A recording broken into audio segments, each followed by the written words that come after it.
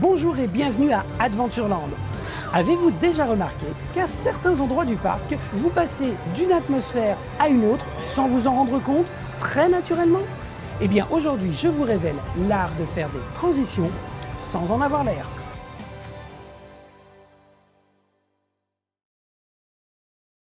Le parc Disneyland se compose de 5 landes qui offrent tous un univers différent. Depuis Central Plaza, il est très facile de se rendre compte de l'univers de chacun de ces landes. Main Street USA et son côté victorien, Discoveryland et son côté rétro-futur, Fantasyland et son château, Adventureland, sa forteresse du désert, et Frontierland et son fort. Et certaines fois, un même land propose plusieurs univers dans le même thème. Adventureland, par exemple, avec un côté Mille et une nuits, africain ou des îles. Mais comment conjuguer toutes ces histoires de façon à ne pas choquer?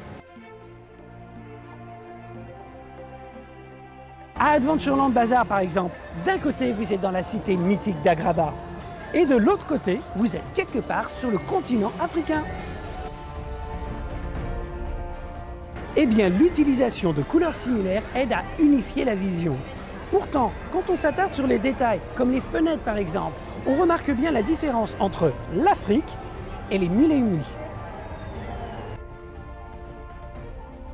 Mais Adventureland fait face à un défi supplémentaire. En plus de son entrée principale depuis Central Plaza, il possède des passages directs avec Fantasyland et Frontierland. Pour assurer la transition, la musique d'un land diminue pour laisser place à la musique de l'autre land sans cacophonie. Les lampes également, elles ont des formes similaires, mais elles changent de couleur en fonction du land où elles sont. Enfin, la végétation est importante. Elle change de couleur et de composition au fil du passage. Les grandes feuilles vertes de la jungle indienne laissent place aux conifères bleutés du Far West.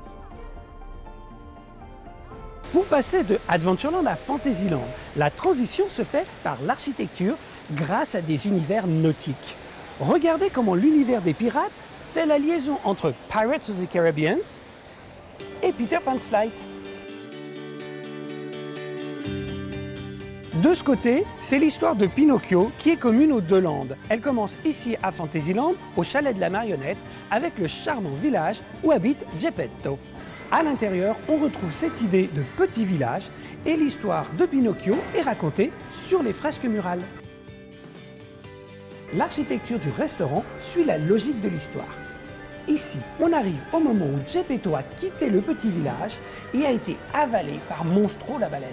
Cette partie volontairement plus sombre de l'établissement nous permet de nous retrouver avec lui à l'intérieur de l'estomac de la baleine, mais aussi avec toutes les épaves qu'elle a déjà avalées. On y entend également une musique nautique qui s'accorde très bien avec ce qu'il y a derrière ces portes, puisqu'on se retrouve dans l'univers des pirates d'Adventureland. Vous êtes passé logiquement et naturellement d'un land à l'autre sans vous en rendre compte grâce à la richesse de l'histoire.